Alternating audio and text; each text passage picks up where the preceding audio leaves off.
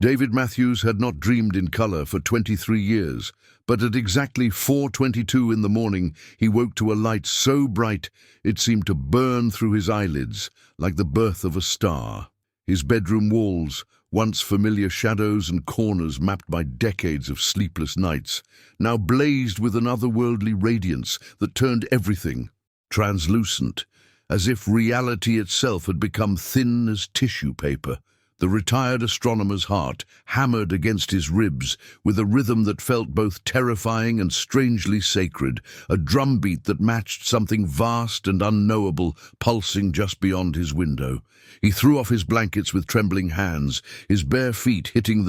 a cold hardwood floor, and stumbled toward the source of that impossible illumination. Every instinct screamed that what waited outside defied the laws of physics he had spent his entire career studying, yet something deeper than reason pulled him forward. The light did not hurt his eyes as it should have. Instead, it seemed to cradle his vision, to hold it gently, the way a parent might cup a child's face. When he reached the window and pulled back the curtain, his breath caught in his throat and refused to return. Below, in the streets of his quiet suburban neighborhood, thousands of people stood motionless beneath that celestial fire, their faces upturned, their bodies rigid as statues. Carved from living flesh, they wore pajamas and nightgowns, work uniforms and bare skin, a tapestry of humanity frozen mid-step, mid-breath, mid-existence. The silence was absolute, more complete than any silence David had ever known, as if sound itself had been gently erased from the world. And above them all, something in the heavens blazed with a light that seemed to sing without sound, to speak without words, to proclaim without language that everything, absolutely everything, was about to change. David's hands pressed against the window glass, his wedding ring clicking softly against the pane, the only sound in a world that had forgotten how to make noise. Below, his neighbor Mrs. Chen stood in her garden, one hand still reaching toward a rosebush she would never finish pruning, her weathered face tilted skyward with an expression of such profound peace it looked like rapture. Young Marcus, from 3 doors down, had frozen mid-stride on his morning run, one foot suspended in the air, his athletic frame transformed into a monument. To the moment before revelation, the mailman's truck sat idling in the middle of the intersection,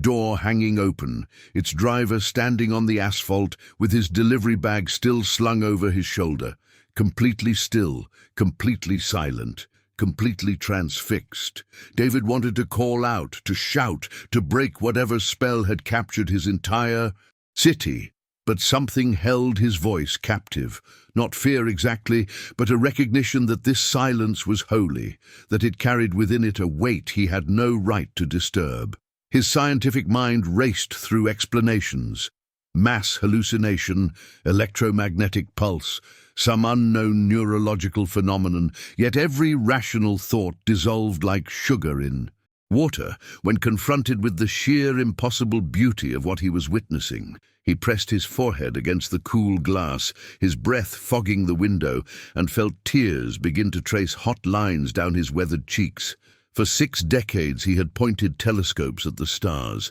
had calculated trajectories and mapped distant galaxies, had asked the universe questions that kept him awake through endless nights. Now, it seemed, the universe had finally decided to answer, and the answer was standing frozen in thousands of bodies below his window, written in light across a sky that had become a canvas for the divine. Then, among the statues of flesh, something moved. David's eyes, trained by years of tracking celestial objects across the dome of heaven, caught the motion immediately, a figure walking through the frozen crowd with fluid grace, parting the stillness like a hand moving through water. The being glowed with its own internal radiance, not reflecting the light from above, but generating it as if it carried a fragment of the sun beneath translucent skin that seemed to shift between solid and ethereal with each step. It was roughly human in shape, but wrong in ways David's mind struggled to categorize.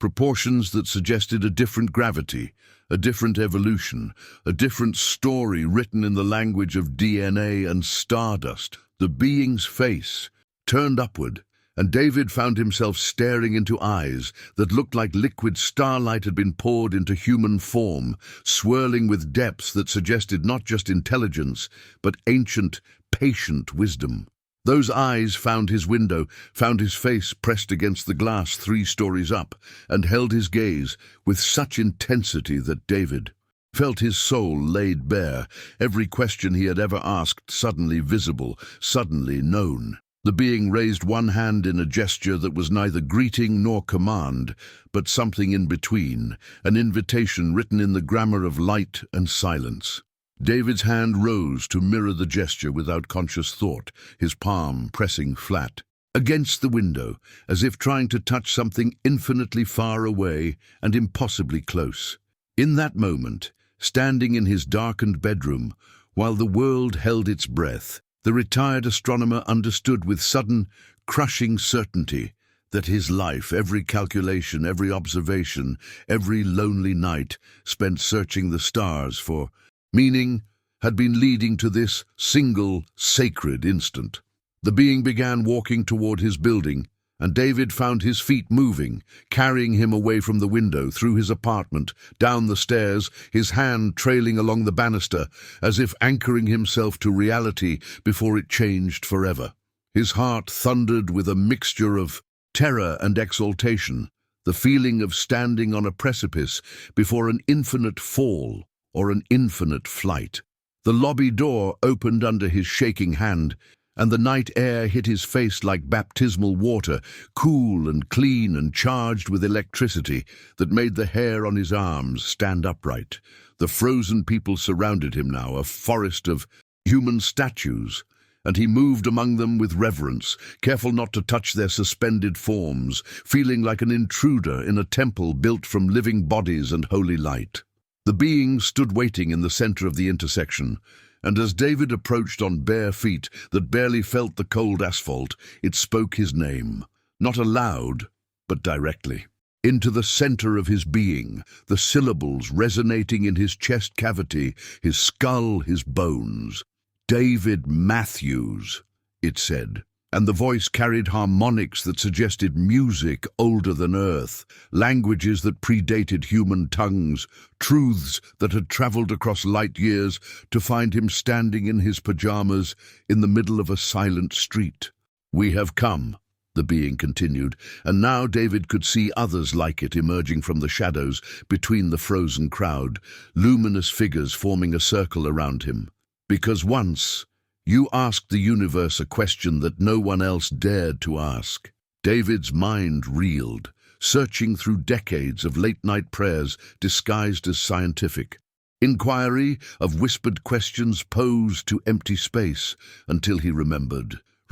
that night 40 years ago when he was still young, still hopeful, still wounded by loss, standing beneath a meteor shower and screaming at the stars, "If you're out there, if any of this means anything, why won't you answer?" And here at last, in a city of frozen souls and beings made of living light, his answer had finally arrived. The being of light stepped closer, and David felt the space between them collapse into something more than mere physical distance. It was as if the gap contained years, centuries, millennia of waiting, of patient cosmic vigil, all compressed into this single moment of contact. "You have tracked the heavens with your instruments," the being said, its voice now a symphony of tones that seemed to come from everywhere and nowhere, from the air itself and from deep within David's own chest. "And you have called the object that entered your solar system 3 years ago by a name your astronomers assigned. 3I/Atlas. David nodded, his throat too tight for speech, remembering the excitement that had rippled through the astronomical community when the interstellar visitor had been detected, its hyperbolic trajectory marking it as something from beyond, something that had journeyed from depths of space humans could barely fathom. The being's eyes swirled with colors David had no names for, hues that seemed to exist in spectrums his human vision should not have been able to perceive. "Your scientists believed it was a comet," the being continued, and now its hand rose toward the sky where, beyond the light, David knew that distant traveler still moved through the dark. But we tell you, now what your instruments could not reveal. 3I/Atlas is not ice and rock flung randomly from some distant star. It is a vessel, David Matthews. It is an ark, and it carries a message that has crossed the galaxy to reach this moment, this place, this conversation between your soul and ours. The words struck David like physical blows, each syllable a hammer against the architecture of everything he thought he understood about the universe, about humanity's place in the cosmic wilderness, about the nature of the divine choreography that moved planets and stars. His knees weakened, and he felt himself sinking toward the asphalt, but the being's hand caught him, not touching his flesh, but supporting him through some force that felt like pure compassion, made tangible, like being held by light itself. "A vessel?" David whispered, finding his voice at last, the words scraping past the constriction in his throat. A message for whom? For what purpose? Around him, the other luminous beings drew closer, forming a circle that felt both protective and ceremonial, as if this revelation required witnesses, required the sacred geometry of souls arranged in testimony. "For humanity," the being answered, and now its free hand gestured toward the frozen people surrounding them, toward Mrs. Chen and young Marcus, and the mailman, and thousands more throughout the city, throughout the world, all suspended in this holy pause between one age and the next. Your species stands at a threshold, David. You have developed the tools to destroy yourselves or to transcend yourselves, to close your hands into fists or to open your arms in embrace. 3I/Atlas has been watching, waiting, observing from the depths of your solar system, measuring not your technology but your hearts, not your weapons but your capacity for love. David's mind reeled with the implications, with visions of that distant object he had observed through telescopes, the mysterious visitor that had puzzled astronomers with its unusual acceleration,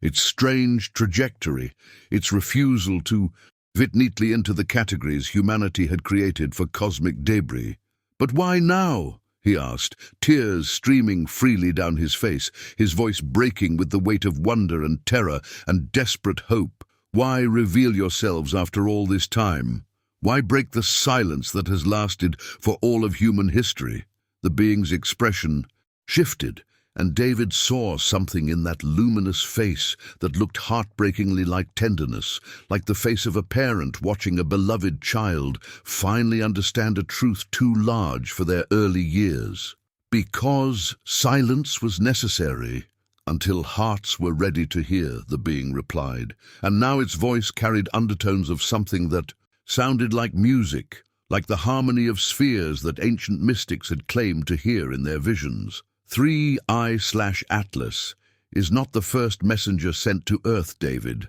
but it is the first sent in this age of awakening, in this moment when enough souls have reached toward the light, when enough prayers have been lifted to the heavens, when enough questions like yours have been asked, with the kind of courage that refuses to accept isolation as humanity's destiny. The vessel carries technology, yes, but more importantly, it carries invitation, it carries truth, it carries the confirmation that your species has always sensed in your deepest spiritual moments, that you are not orphans in an empty universe, that you are not accidents in a meaningless void. The light above intensified, and David felt something shifting in the fabric of reality itself, as if the pause that had frozen his neighbors was preparing to release, as if this moment of private revelation was approaching its culmination before the greater awakening would begin. "What is the message?"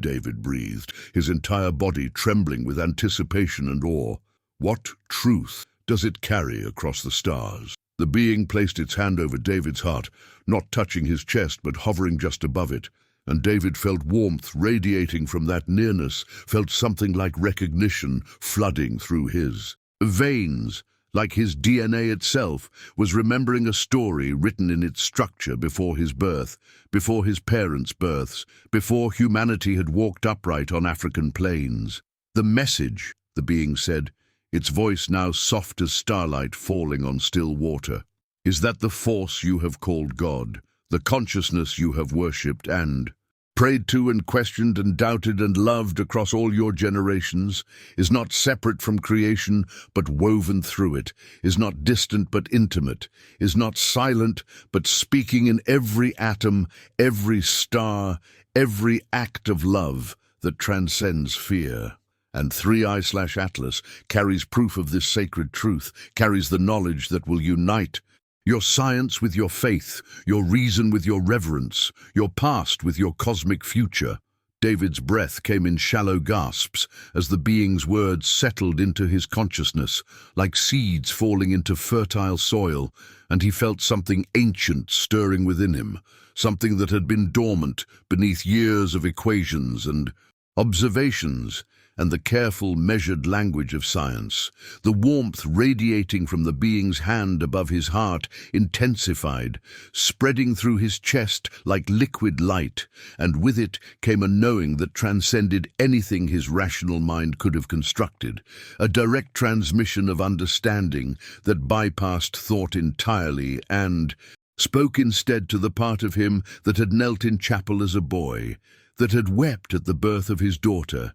that had stood beneath star-filled skies and felt the ache of longing for connection with something vaster than his solitary self. "You're telling me," he whispered, his voice fracturing with emotion, "that 3i/Atlas is proof, actual, physical proof, that God is real?" The being's eyes swirled with deeper luminosity, and David saw reflected in them not just stars, but something like compassion mixed with gentle correction. The look of a teacher hearing a question that contains both insight and misunderstanding in equal measure. "We are telling you," the being replied, its voice now carrying harmonics that seemed to resonate with the very molecules of air surrounding them, "that the consciousness your people call God has never needed proof, because it has never been absent, never been separate from the very fabric of existence itself. But humanity, in its fear and isolation, has created divisions where none exist, has imagined separation where there is only unity, has constructed walls between the sacred and the scientific when both are expressions of the same ultimate truth." The circle of luminous beings around them began to emanate a soft hum, a vibration that David felt in his bones, in his teeth, in the marrow of his being, and he realized, with a jolt, that this sound was not sound at all, but something deeper, a frequency that existed beneath language, beneath music, beneath any human art form, the fundamental resonance of creation itself made perceptible for this sacred moment. 3i/Atlas was sent by a coalition of civilizations, the being continued, and now images began to form in the air between them, not solid but shimmering like heat rising from summer asphalt, visions of worlds David had never imagined, spheres of blue and green, and colors he had no names for, orbiting stars both familiar and alien, each world teeming with life that had asked the same questions humanity had asked, that had reached toward the divine with the same desperate hope that love was real and suffering had meaning. These civilizations, scattered across distances your astronomers measure in parsecs, have each awakened to the truth that consciousness is not an accident of chemistry, but the ground of being itself, the eternal creative force that your spiritual traditions have sensed and named in 10,000 different ways: Yahweh, Allah, Brahman, the Tao, the Great Spirit. All fingers pointing at the same moon, all voices singing harmonics of the same infinite song. David watched, transfixed, as the visions showed him beings of impossible variety, some humanoid, some utterly alien, some existing in forms that seemed to shift between matter and energy,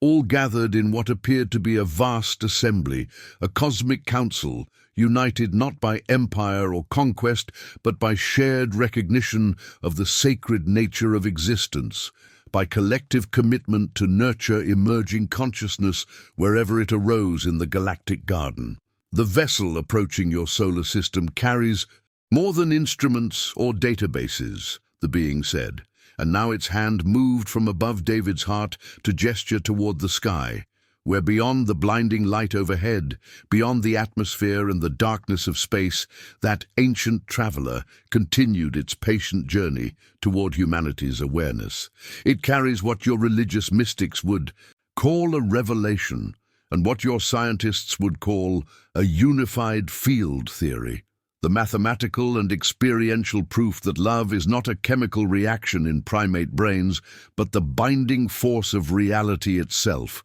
that what you have called God is the conscious field from which all matter emerges and to which all souls return, that every act of genuine compassion and every moment of transcendent beauty is a direct encounter with the divine presence that permeates every atom of creation. David felt his knees give way completely now, and he sank to the pavement, his hands pressed against the cold asphalt, his body racked with sobs that came from a depth he didn't know existed within. Him, tears of relief and wonder, and the overwhelming recognition that his entire life had been preparation for this moment, that every midnight vigil with telescopes, every unanswered prayer, every moment of doubt and longing had been threads woven into a pattern he could finally perceive. The being knelt beside him, or seemed to, for David couldn't be sure if the luminous form actually touched the ground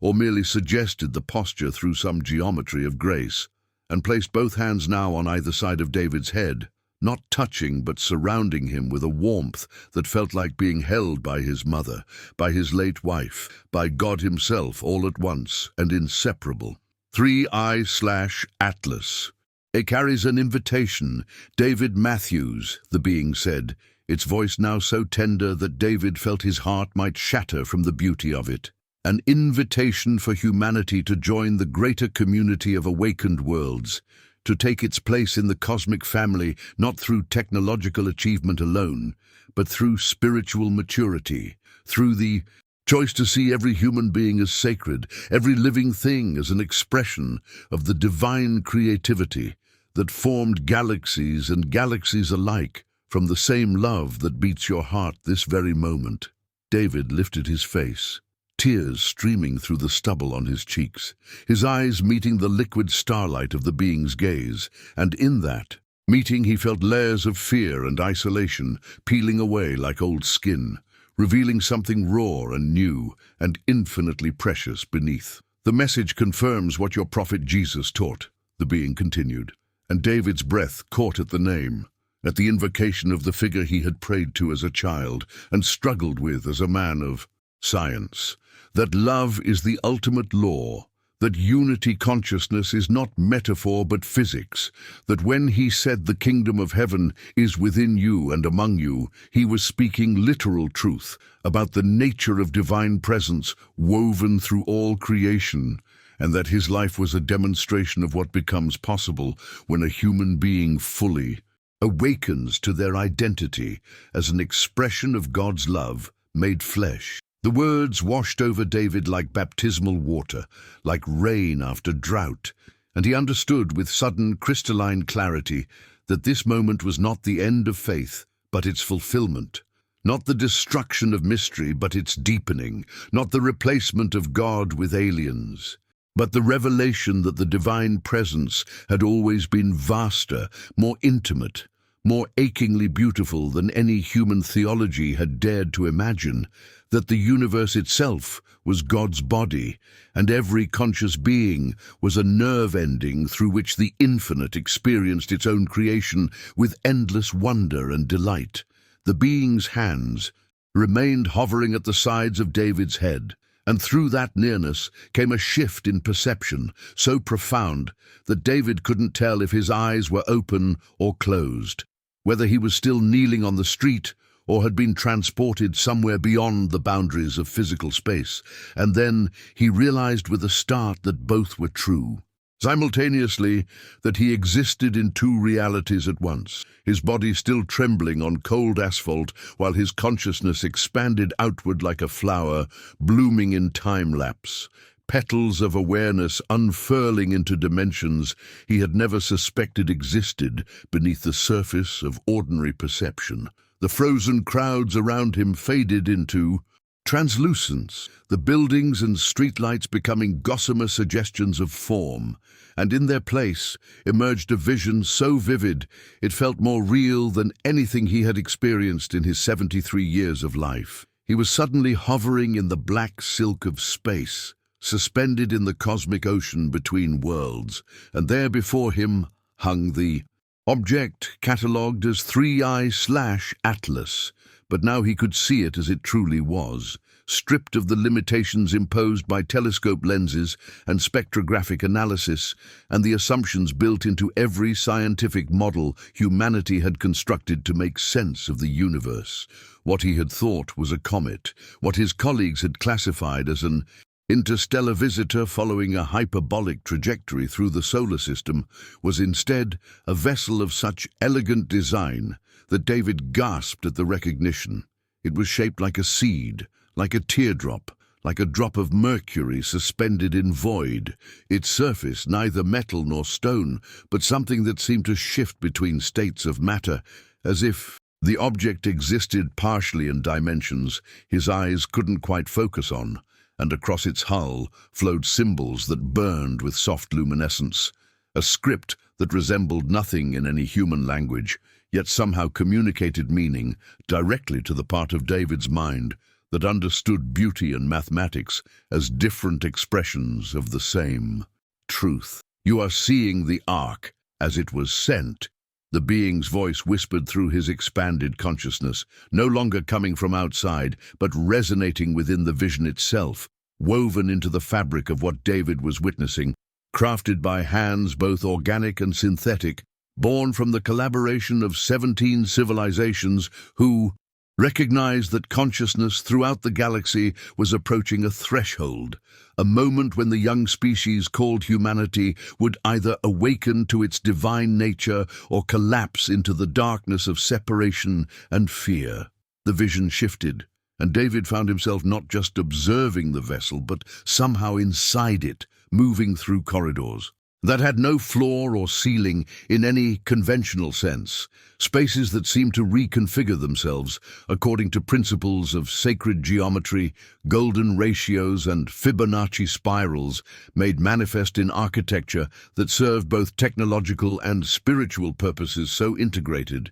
they couldn't be distinguished from one another. He saw chambers filled with what he first thought were computers, but then recognized as something far more organic, crystalline structures that pulsed with bioluminescence, grown rather than built, each one containing compressed information in forms that transcended digital code. Libraries of wisdom preserved not in text or video, but in living matrices that could transmit understanding directly into the consciousness of any being capable of receiving them. "This is the cargo," the being explained, and David felt tears forming again, as he sensed the magnitude of what was being revealed, the almost unbearable gift that had traveled across light years and centuries to reach this moment, the accumulated spiritual and scientific knowledge of worlds that have walked the path humanity now faces, the testimony of civilizations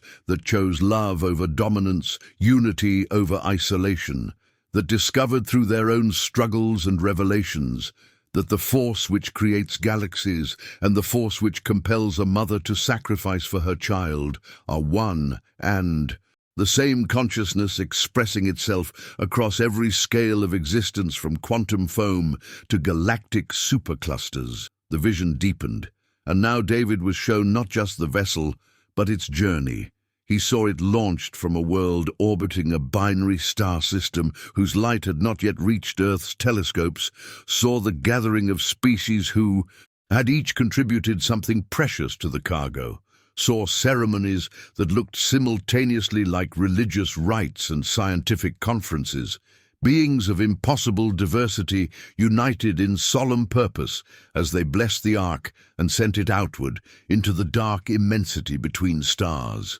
He witnessed its passage through the cosmic desert, its patient acceleration to velocities that bent space-time itself, its navigation by principles that combined quantum entanglement with what could only be called prayer. A guidance system that tracked not just gravitational wells, but the spiritual readiness of its destination, that adjusted course based on factors his astronomer's mind had never imagined might be measurable, variables like collective compassion and the threshold density of awakened souls required for the message to take root rather than trigger civilizational trauma. The Ark has been watching your world since before you were born, the being continued, and David saw decades compressed into moments, saw 3I/Atlas making subtle course corrections as it observed humanity's stumbling progress, wars and peace treaties, ecological destruction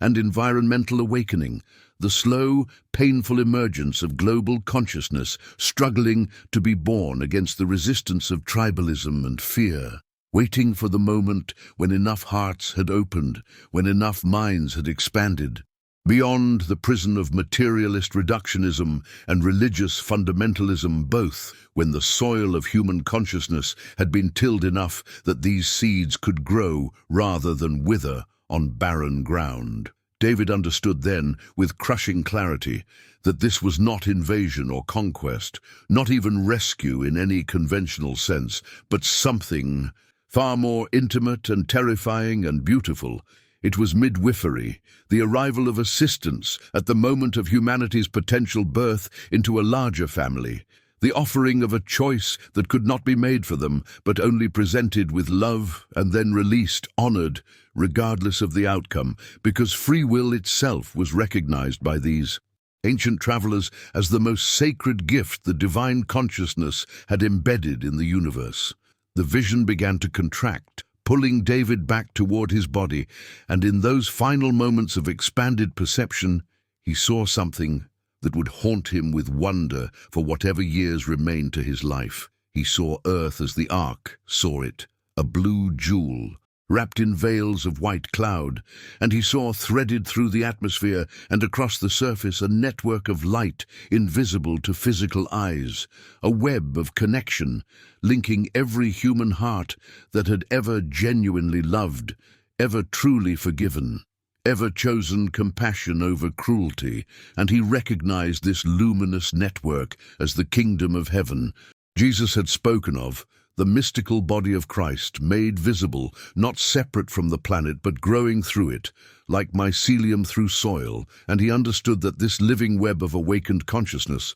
was what 3I/Atlas had been sent to strengthen and confirm and invite into fuller expression. The beings from the 17 civilizations were not bringing salvation to a fallen world, but bearing witness to divinity that had always been present, dormant, but never absent, waiting like a seed beneath winter snow for the right conditions to break dormancy and reach toward light. And the message in the Ark was not doctrine or commandment, but more like water and sunlight, and nutrients offered to help that sacred emergence, the blossoming of human awareness, into conscious partnership with the love that had formed them from stardust and breathed into them the breath of eternal life that every mystic and sage and simple soul, struck by beauty, had sensed but rarely been able to name. David gasped as he slammed back into his physical body, the weight of flesh and bone, suddenly almost unbearable after the freedom of that cosmic vision,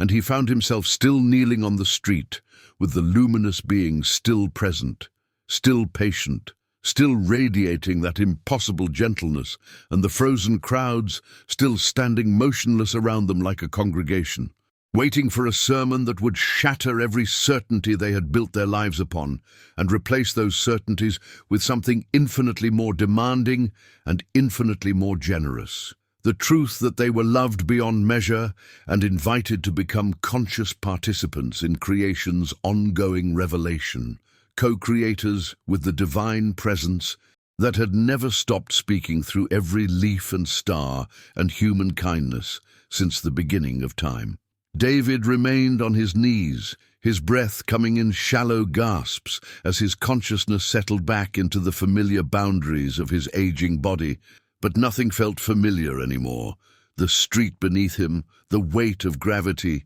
even the sensation of his own heartbeat seemed changed, infused with a significance he had never noticed before, as if the vision had peeled away a layer of opacity from reality itself, and now everything vibrated with barely concealed meaning. The luminous being stepped back slightly, giving him space but not withdrawing its presence, and David could feel waves of patient compassion radiating from it like warmth from a fire on a winter night. A warmth that had nothing to do with temperature and everything to do with being seen, truly seen, perhaps for the first time in his entire existence. He tried to speak, but found his throat tight with emotion, tears still tracking down his weathered cheeks and dripping onto the asphalt, each drop seeming to carry the weight of 73 years of unspoken loneliness, of questions asked into silence, of doubts harbored in the secret chambers of his heart, where faith and reason had wrestled without resolution. The being tilted its head in a gesture so human it was startling, and when it spoke again, its voice carried layers of meaning that words alone couldn't convey, harmonics that resonated in David's chest and made him think of church bells and cosmic background radiation, and his mother singing him to sleep when he was a child, all somehow present in the same sound. "You wonder why this moment has come now," the being said, and David nodded. Because yes, that was exactly what he wondered. Why, after decades of searching through telescopes and equations, why, after countless nights mapping distant galaxies and calculating the probability of contact, why now, when he was old and retired and had almost resigned himself to dying without ever knowing whether humanity was alone in the vast, indifferent cosmos? Your world stands at a threshold that all young species eventually reach, a point of no return where the trajectory of the next generation will determine whether consciousness on this planet flowers into its full potential or withers into extinction. And 3i/Atlas has been watching for the signs that this threshold was approaching, measuring not the advancement of your technology, but the evolution of your collective soul. The being gestured upward, and David followed its gaze to where the frozen crowd stood motionless, thousands of people locked in that strange paralysis, and he noticed for the first time that each person's face bore a different expression. Some wore fear, others confusion. Many showed a kind of desperate longing, and scattered throughout the multitude were faces transfigured by something that looked like hope or recognition, or the complicated relief of someone who had been waiting their entire life for permission to believe in something they'd been told was impossible. The Ark does not simply observe your wars and treaties, your technologies and catastrophes, the being continued, its luminous form seeming to pulse with gentle emphasis. It measures the readiness of hearts, the number of souls who have broken free from the prison of pure materialism without falling into the opposite prison of dogmatic certainty, who have learned to hold paradox without collapsing into either cynicism or fundamentalism, who understand that mystery is not the enemy of truth, but its deepest expression. David felt something shift inside his chest, a sensation like ice cracking on a frozen lake in early spring, and he realized the being was describing him, describing the exact path his life had taken. The young man who had entered seminary full of passionate certainty, then left it shaken and doubting, who had turned to science seeking concrete answers, only to find that the deeper he looked into the cosmos, the more it resembled a cathedral, vast and beautiful and utterly indifferent to human categories of sacred and secular. "How many," he managed to whisper, his voice hoarse and broken, "how many souls need to be ready?" The being's eyes, those impossible eyes like liquid starlight contained in something almost resembling a face, seemed to soften with what David could only interpret as tenderness, and when it answered, he felt the words land in his heart like seeds falling on tilled ground. Not a majority, beloved David, never a majority. The transformation of worlds does not require everyone to awaken simultaneously, but rather a threshold density of consciousness, a critical mass of individuals who have touched the divine presence directly, who carry within them the experiential knowledge that love is not sentiment, but the fundamental force of creation, and that knowledge spreads like light through darkness, like warmth through cold, not by argument or coercion, but by simple, contagious resonance. The being moved closer again, and David felt, rather than saw, the gesture it made, a movement that encompassed the frozen multitude surrounding them. These thousands of ordinary people, pulled from their David, felt the being's presence intensify, a gathering of energy that made the air around them shimmer like heat rising from summer pavement. And he understood, without being told, that what was about to be revealed would fundamentally alter everything he thought he knew about existence, about divinity, about the nature of the God he had both believed in and doubted throughout his long and questioning life. The luminous figure raised one hand, or what approximated a hand, something that seemed to exist in more dimensions than David's eyes could fully process. And the gesture created ripples in the fabric of reality itself, as if the being were drawing back a curtain that had always been there but which humanity had learned not to see, trained by centuries of either-or thinking to believe that the material and the divine occupied separate realms that could never truly touch. "What I am about to show you," the being said, its voice carrying harmonics, that resonated in David's bones and made him think of the opening verses of Genesis and the quantum foam of space-time and the first cry of a newborn child all at once, is not a new truth, but the oldest truth, the foundation upon which all genuine spirituality rests, though it has been fragmented and obscured by human language and limited perception. David wanted to protest that he wasn't ready, that his heart was already stretched beyond what he thought it could contain. But before he could form words, the being touched his forehead with a fingertip that felt like cool water and burning fire simultaneously. And suddenly he was no longer standing on a street in a sleeping city, but floating in a void that was somehow more real than anything he had ever experienced, a darkness that was not empty, but pregnant with infinite potential, alive and aware and looking back at him with what could only be called love. In that impossible space, David became aware of something vast beyond comprehension, a presence that was not localized in any one place but pervaded everything. Every quantum of energy and every fold of space-time, a consciousness so immense that galaxies were thoughts within it, and the laws of physics were expressions of its nature, and yet somehow this cosmic intelligence was not cold or distant, but intimately, impossibly personal, knowing him more completely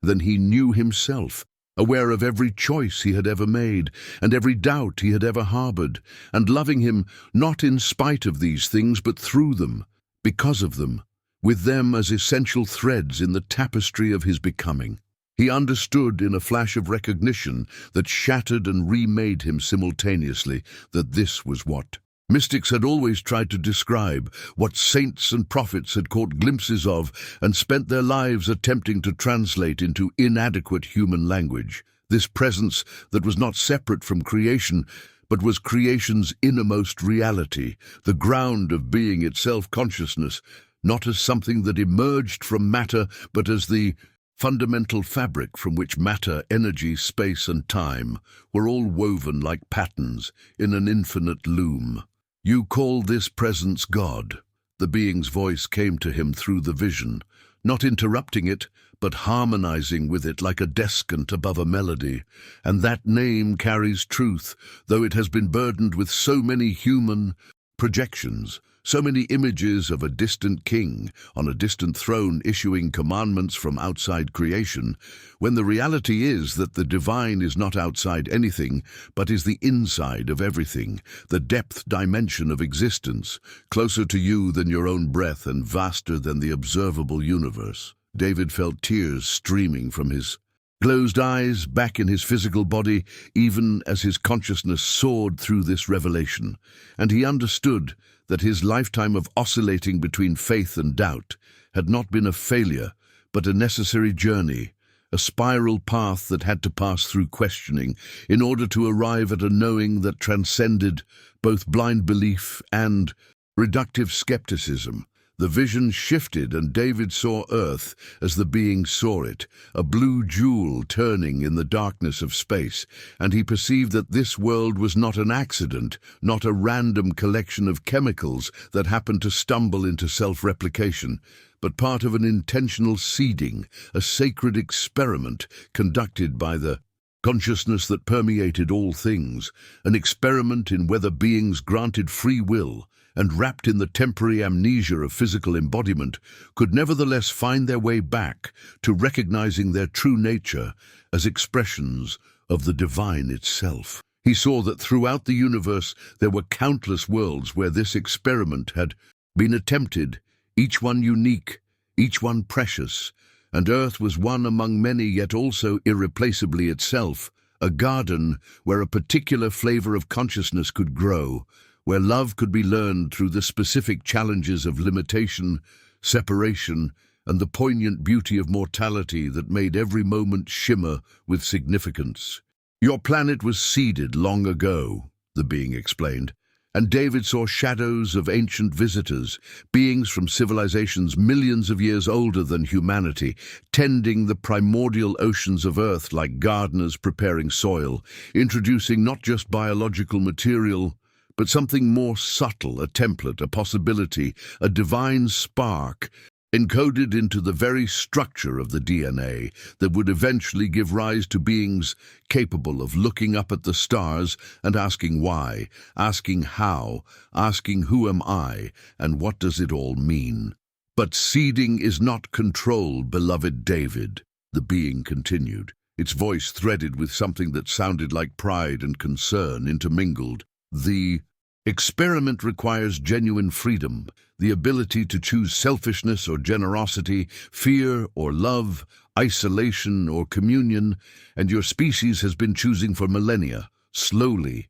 painfully, learning through consequences what the nature of the universe truly rewards, what patterns of behavior align with the fundamental harmony of creation, and what patterns generate suffering and discord. David felt himself being gently returned to normal consciousness, the vision receding but not disappearing, instead settling into his awareness like a new sense he would carry forever, a way of seeing that recognized the sacred burning at the heart of every ordinary thing, and as his physical eyes opened again and focused on the luminous being standing before him, he saw it differently now, not as an alien from a distant world, but as a messenger of the very consciousness he had just touched, an embodied representative of the divine intelligence that dreamed galaxies into existence and cared about the fall of every sparrow, the one you call Jesus, the being said. And David's breath caught, because this was the name that had haunted him since childhood, the figure he had loved and doubted and wrestled with and never been able to fully dismiss, was another such messenger, born into human form to demonstrate what a life looks like when it is fully aligned with the divine consciousness, fully awakened to the truth that love is not weakness but the strongest force in creation, the very power that holds atoms together and draws souls toward their completion. The being's words fell into David's heart like stones into still water, creating ripples that spread through everything he thought he understood about Christianity, about religion, about the relationship between faith and the cosmos, and he realized that he didn't have to choose between the God of his childhood prayers and the vast impersonal universe he had studied through telescopes, because they were not two different things, but two ways of perceiving the same magnificent reality, the same infinite love, expressing itself through both the intimacy of personal relationship and the grandeur of cosmic evolution. He understood now that the frozen crowds around him, these thousands of ordinary people pulled from their beds, were being given the same gift he was receiving, each according to their capacity and readiness, a glimpse behind the veil that would forever change how they saw themselves and their world and their purpose, and that this moment was not an ending, but a beginning. The first step in humanity's graduation from adolescence into a more mature relationship with the consciousness that had birthed them and never for one moment stopped loving them into being. David's mind reeled as the being's presence seemed to expand, filling not just the space around him, but the space within him. And he felt his heart cracking open, like a seed that had waited decades in darkness to finally split and send forth its first green shoot toward light. The luminous figure moved closer, and David noticed that the frozen crowd surrounding them had begun to shimmer slightly, as though they too were starting to perceive something beyond the normal spectrum of human awareness, their consciousness being gently lifted toward a frequency where truth could be received without shattering the vessel that contained it. "Your religions," the being said softly, its voice carrying the weight of millennia and the tenderness of a parent speaking to a beloved child, "are not the mistakes you have sometimes believed them to be, nor are they the complete and final truth that others have claimed, but something more beautiful and more humble than either extreme." David felt his throat tighten because he had spent so many years caught between these poles, between the dismissive atheism of his academic colleagues who saw faith as primitive superstition and the rigid fundamentalism of believers who claimed to possess God in neat doctrinal boxes, never imagining there might be a third way that honored both the genuine spiritual experiences of humanity and the genuine discoveries of science. "They are fragments," the being continued, gesturing toward the sky where stars still burned in the pre-dawn darkness. "Pieces of a mirror that broke long ago when human consciousness was too young and too fragmented to hold the whole reflection. And so the one truth splintered into many truths, each carrying some aspect of the reality, but none containing it all, like the story of the blind men describing an elephant, each accurate in what they perceived, but incomplete in their understanding of the totality." The words landed in David's awareness with the force of recognition, that particular quality of truth that doesn't feel like learning something new, but like remembering something he had always known but forgotten,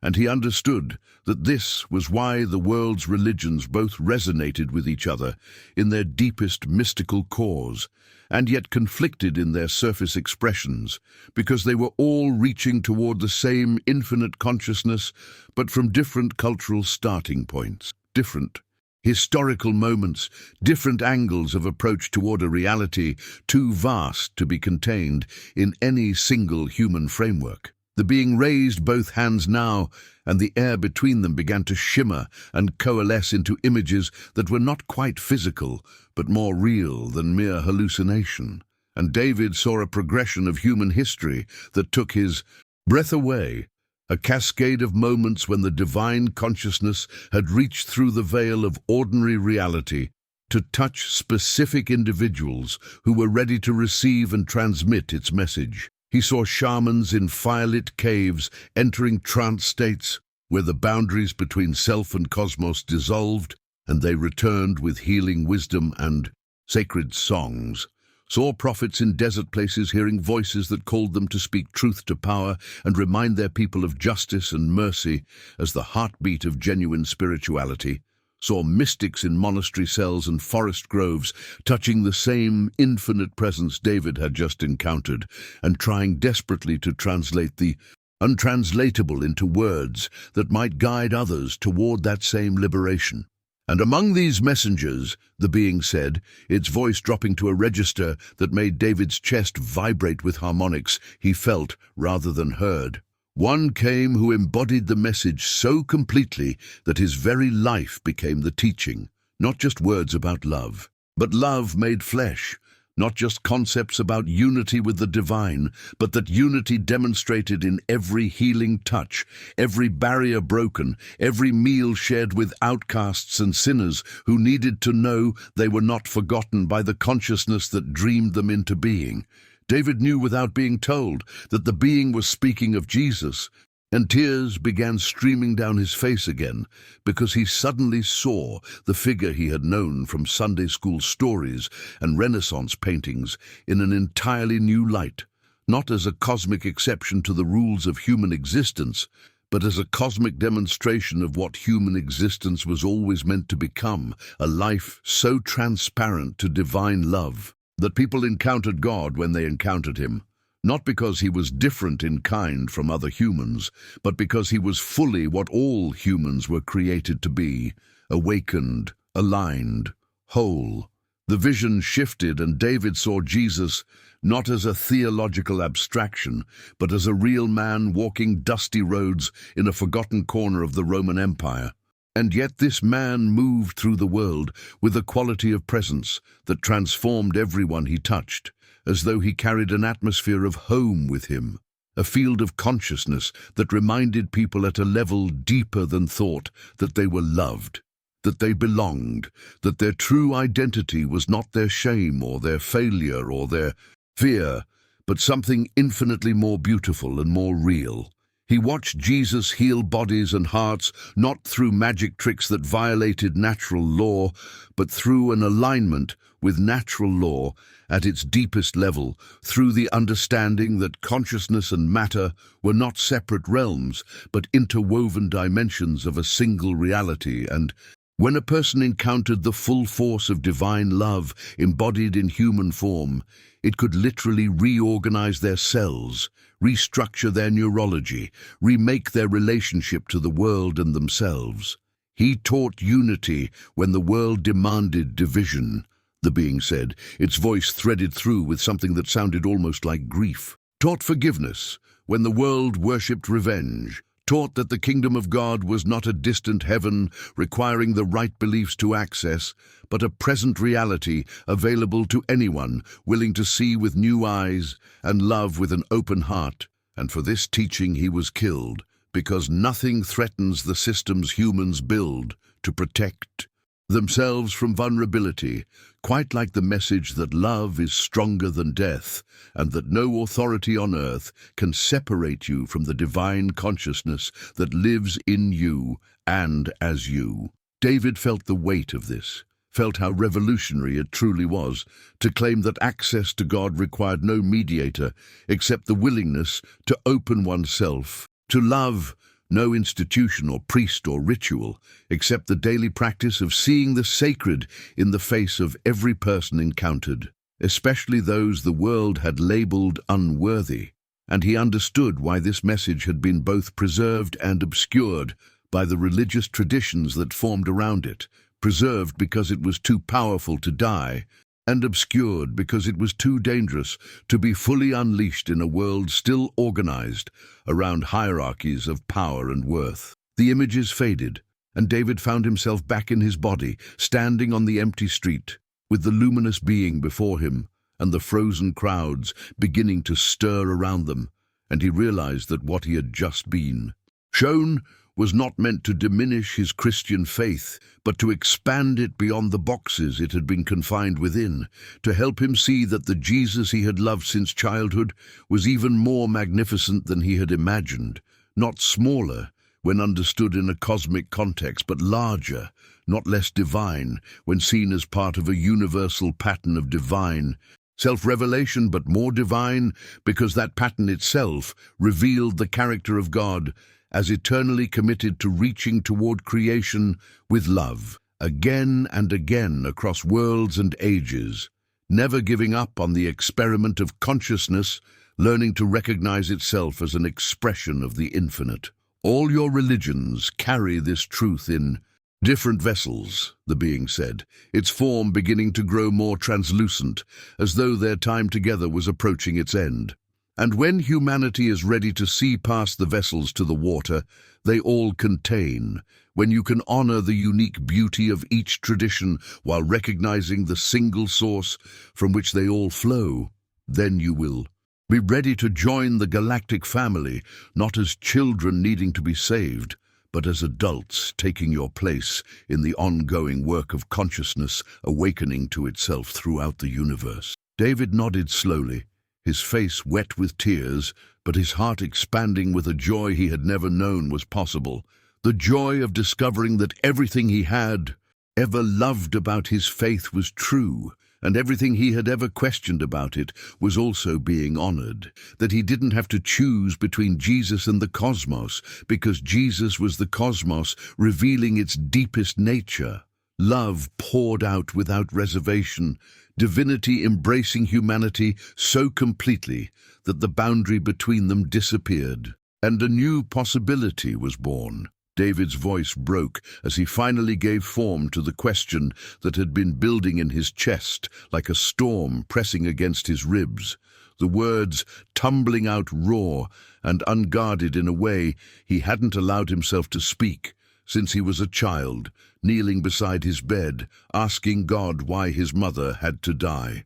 "Why me?" he whispered, his hands trembling at his sides as he looked up at the luminous being whose form seemed to pulse with light that had traveled across unimaginable distances to reach this unremarkable street corner, in this unremarkable city where an old man stood weeping. "I'm nobody. I'm just a retired astronomer who spent 40 years staring at dead stars and empty space, cataloguing things that happened millions of years ago, while my own life drifted past, unlived, unwanted, forgotten by everyone, including myself." The being tilted its head, and David saw something like compassion move across its features, though whether he was truly seeing its face or simply perceiving emotional resonance. Translated into visual metaphor he couldn't say, and when it spoke again, its voice carried a tenderness that made his knees buckle. "David," it said,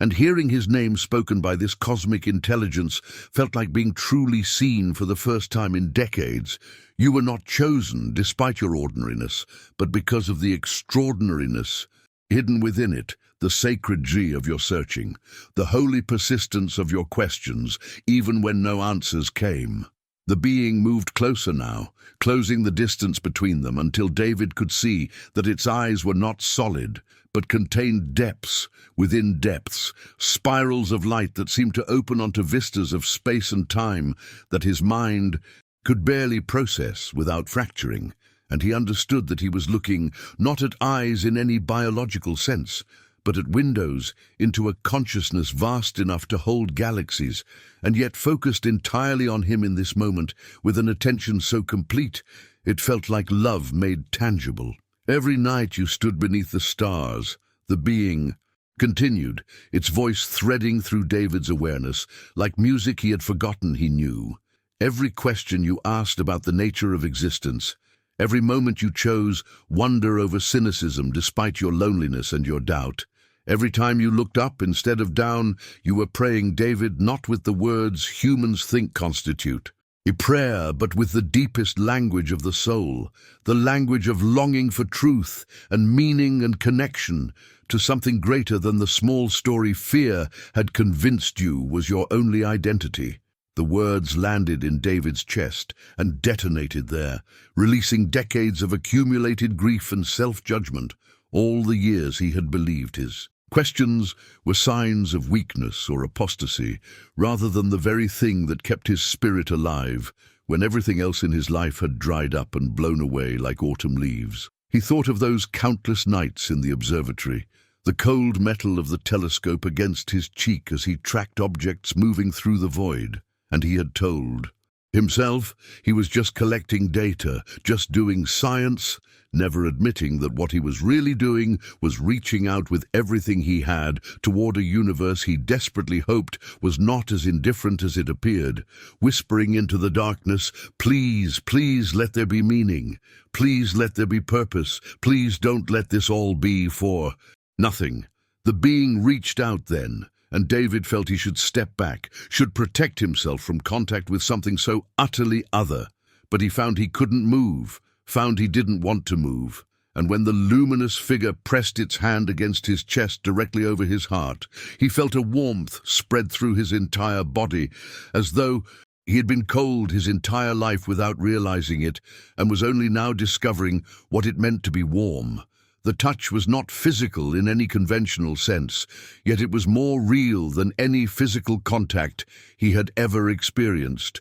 and with it came a cascade of memories that he had not forgotten exactly, but had buried so deep he had convinced himself they belonged to someone else, to the child he used to be before life taught him to be small. He saw himself at 7 years old, lying in the grass behind his grandmother's house, staring up at the Milky Way and feeling for the first time that bone-deep certainty that he was part of something vast and beautiful and intentional. Saw himself, at 19, standing on a mountain at sunrise and knowing with sudden clarity that the universe was not a machine but a mind. Saw himself at 32 holding his dying father's hand and feeling beneath the grief a strange peace that whispered, "This is not the end." Saw himself at 56 sitting alone in his apartment after his wife left and asking the empty room if God could still hear him after all these years of silence.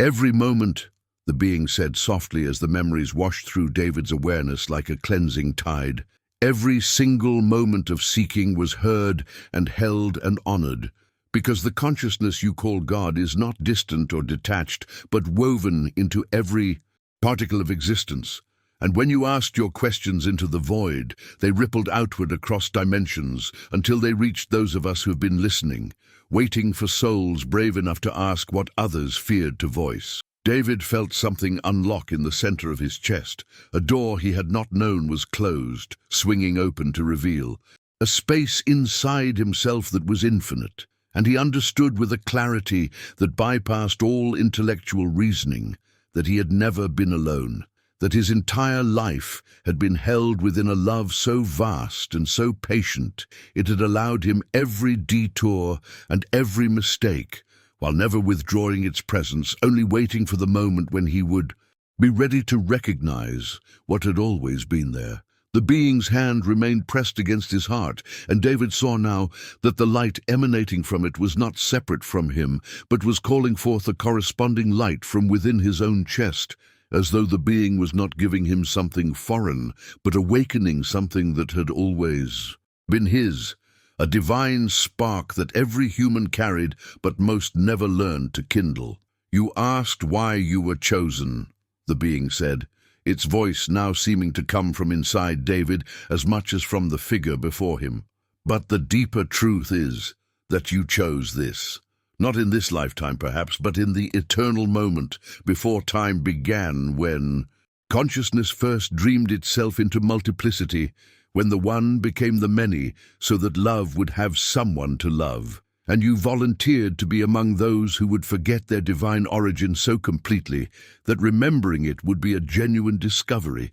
a genuine triumph, a genuine gift you could offer to others still lost in the forgetting." The words settled into David's awareness with the weight of absolute truth, and he felt his entire understanding of his life reorganize itself around this new center, saw that every failure and every loss and every lonely night had been secretly preparing him for this moment, stripping away everything he thought he needed, so that when truth finally arrived, he would have space to receive it, and he wept now, not from sadness, but from gratitude, from relief, from the overwhelming recognition that his life had always meant something even when it felt like nothing, that his searching had been the point all along, and that the God he had loved and doubted and argued with and missed had never stopped reaching back toward him across the space between heaven and earth, closing the distance one patient breath at a time, until finally, the circle was complete, and the question was answered not with words, but with presence, with this impossible encounter on an ordinary street where the cosmic and the personal converged, and David understood at last that they had never been separate, that the love of God and the mystery of the universe were one truth spoken in two languages, and he was fluent in both. The moment David felt the truth settle into his bones like an answer his body had always known, the world around him shuddered back into motion with a collective gasp. That sounded like 10,000 people surfacing from deep water all at once, their lungs remembering how to pull breath, their hearts remembering how to beat independently rather than in that eerie synchronized rhythm that had turned the city into a living cathedral of waiting. He watched as his neighbors blinked and staggered, hands reaching out to steady themselves against lampposts and parked cars, faces slack with confusion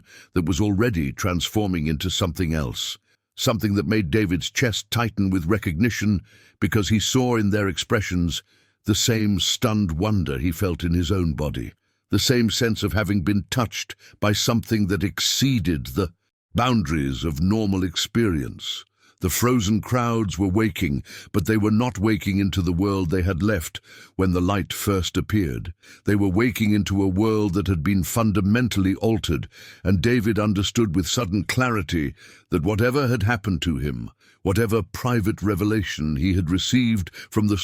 luminous being, had not been private at all, but was somehow being shared across the entire city, perhaps across the entire planet. Above them, the sky was changing, the darkness of pre-dawn dissolving not into the gradual pink of ordinary sunrise, but into something more dramatic, and David looked up to see the interstellar object designated 3I/Atlas beginning to glow with an intensity that should have been impossible at its distance. A brilliant point of light that seemed to be growing closer or larger or simply more present, as though the boundary between here and there was becoming permeable. The luminous being beside him had not moved, had not released its hand from his chest, but David felt its attention shift upward toward the glowing object in the sky, and through the connection between them, he sensed what could only be described as satisfaction, the feeling of a long-planned moment arriving exactly when it was meant to arrive, no sooner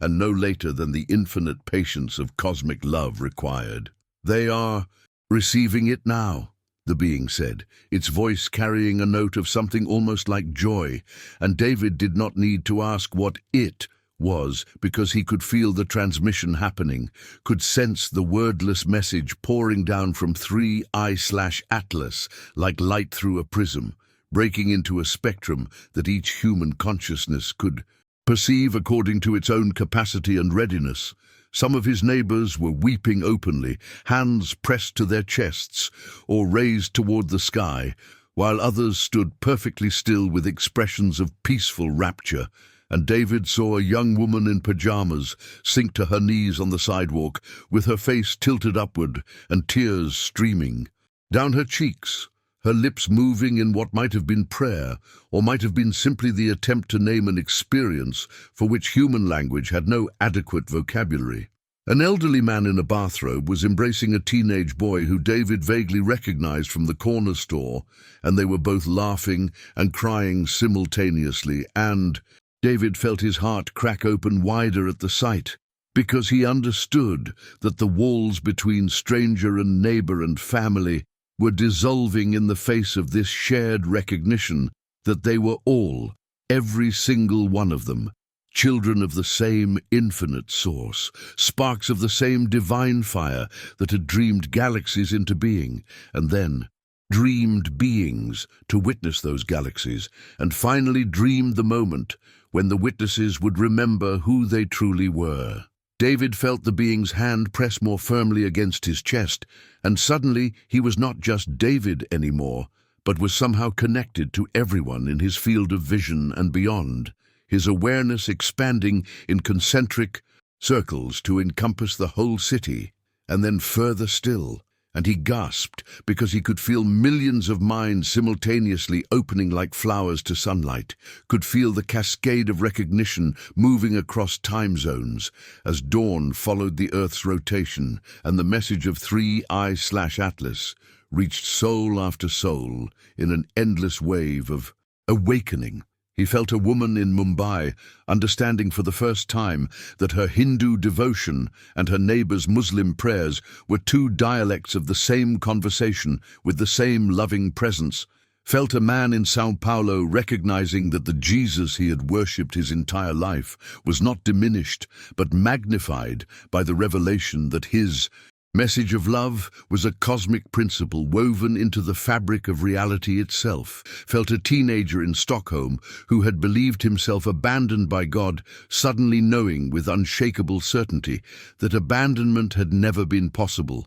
because the consciousness called God was not a being separate from creation, but was creation experiencing itself. Was the space between atoms and the force that held galaxies together, and the quiet voice in every human heart that whispered, "You are loved, you are seen, you have always mattered." David understood now that this was not contact in the way humanity had imagined it, not an invasion or even a visitation, but a remembering, a great cosmic alarm clock, going off to wake a species that had been sleeping through its own divinity. And the message was not complicated or esoteric, but was the simplest truth ever spoken, the truth that every genuine prophet and mystic and wisdom tradition had been pointing toward. You are not alone. You have never been alone. You are woven into a web of consciousness that spans dimensions and includes intelligences you cannot yet comprehend,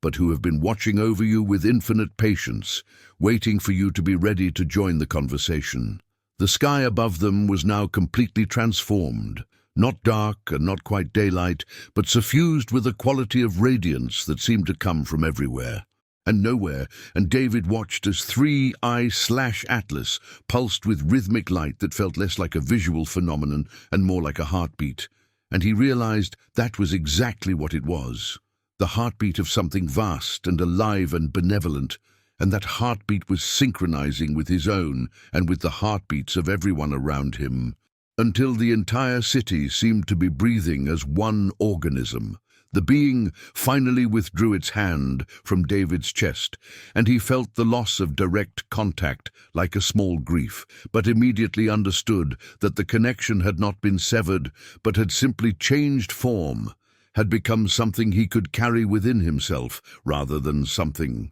imposed from outside. And when the luminous figure stepped back, David saw that it was beginning to fade, or perhaps to recede into a dimension his eyes could not follow. His neighbors were turning to each other now, speaking in hushed voices or simply embracing, and David saw that their faces had changed, that something in the quality of their gaze had deepened, as though they were seeing each other for the first time, as they truly were beneath all the surface identities and social masks, seeing the light that the being had awakened in David, now shining in every person. And he understood that this was the gift, this recognition, that the divine was not distant but immediate, not reserved for saints and prophets, but present in every human heart, waiting to be acknowledged. And as dawn finally broke in earnest, and the natural light of the sun joined the supernatural radiance still emanating from the sky, David stood among his neighbors who were weeping and laughing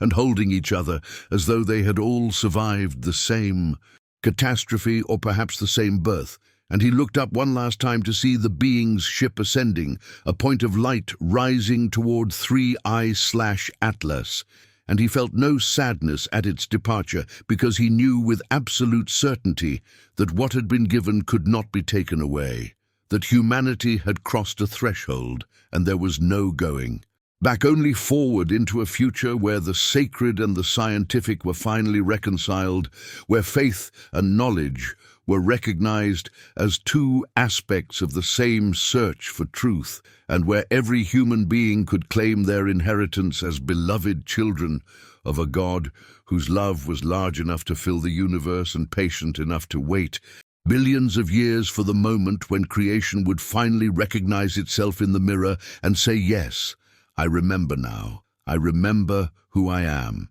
David stood there with tears still wet on his face, his breath coming in shallow pulls as the sun finally crested the horizon behind the city skyline, and the ordinary light of a new day mingled impossibly with the lingering radiance that still pulsed faintly from the object in the sky, creating a quality of illumination he had never witnessed in all his decades of studying celestial phenomena. A light that seemed to carry weight and texture and intention. Around him, the street had become a living tapestry of human emotion, strangers holding each other as though they were family reunited after years of separation. Some laughing with a joy that sounded like release from a prison they had not known they occupied. Others weeping so hard their bodies shook, and David understood that these tears were not grief, but the overflow of souls finally remembering their true nature. He watched an elderly woman in a floral nightgown embrace a young man covered in tattoos, both of them sobbing, and he heard her whisper, "I see you. I finally see you." And the young man nodded against her shoulder and said, "I see you too. I see all of us." And David felt his heart expand with such fierce tenderness that he thought it might crack his ribs. The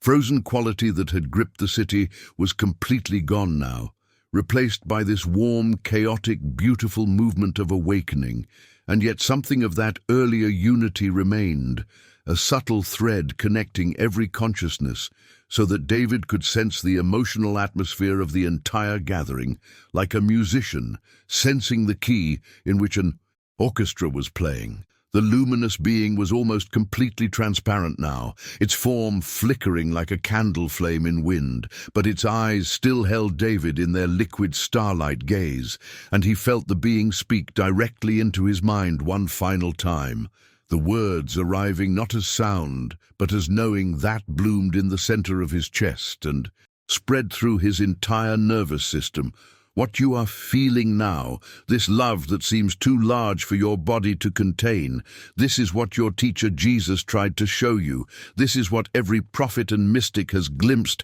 and struggled to communicate with the limited tools of human language, the being said, and David felt the truth of it resonate so deeply that he gasped. The consciousness you call God is not offended by our presence, David, because we are also children of that infinite mind. We are also notes in the eternal song, and the message we bring does not diminish your faith, but reveals its true scope, shows you that the love you have sensed in your prayers and felt in moments of grace is woven into the structure of reality itself, is the force that holds atoms together and guides galaxies in their dance and whispers in every human heart that you matter. You are seen, you are cherished, beyond measure. David wanted to speak, wanted to ask the 1,000 questions still swirling in his mind, but the being raised one translucent hand in a gesture that was both benediction and farewell. And David understood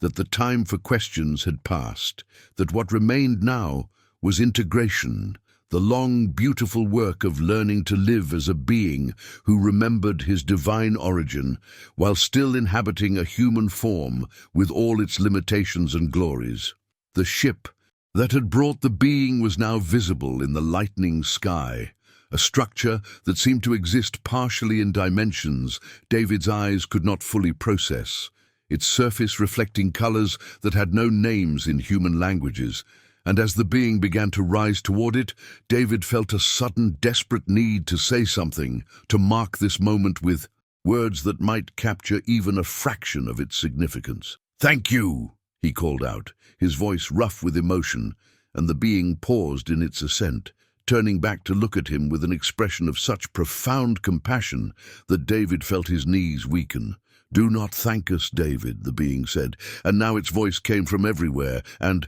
nowhere, from the air itself and from inside David's own heart. Thank the love that dreamed you into existence. Thank the consciousness that gave you the capacity to wonder and question and search. Thank the part of yourself that never stopped believing that your life had meaning, even when the evidence seemed to suggest otherwise. Because that, and part of you, that faithful, seeking part, is what drew us here, across the impossible distance between stars, is what convinced us that humanity was ready to remember. The being smiled then, and David saw in that smile the reflection of every kind face that had ever comforted him, every moment of unexpected grace, every time he had looked at the night sky and felt the presence of something vast and loving observing him in return. And he understood that this being and all its kind were not separate from God, but were expressions of God, were the universe becoming conscious of itself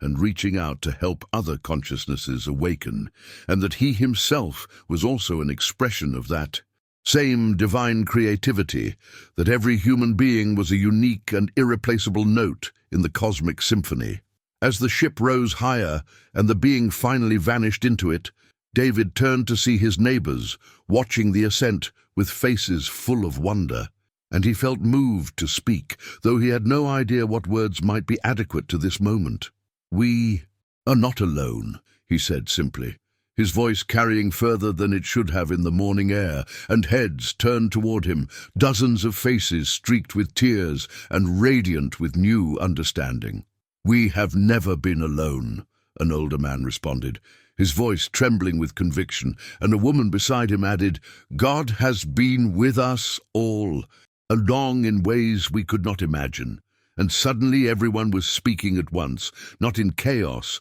but in a kind of harmonious chorus, each person adding their own understanding of what had just occurred. And David heard fragments of revelation spoken in voices full of awe. Someone saying, "Jesus told us we were children of God, and he meant it. Literally, we are made of the same substance as the divine." And someone else saying, "Every religion was pointing toward this. Every prayer was heard. Every act of love was registered in the fabric of reality." And David felt himself nodding because, yes, this was it. This was the truth the luminous being had come to confirm, that humanity's spiritual intuitions had been correct all along, that the love they sensed in their finest moments was the fundamental force of existence, and that Earth's long loneliness was ending not because aliens had arrived, but because humans were finally ready to recognize themselves as cosmic citizens,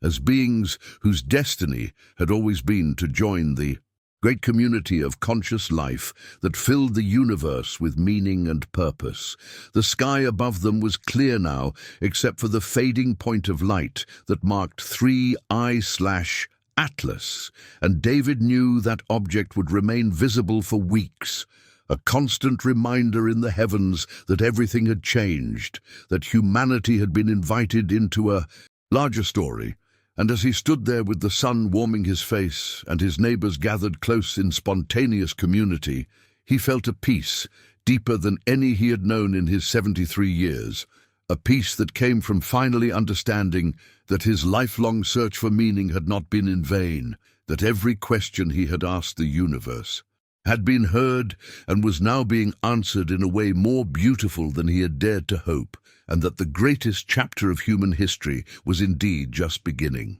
What truth has your heart been waiting to remember? Subscribe to continue this journey into the mystery where science meets the sacred.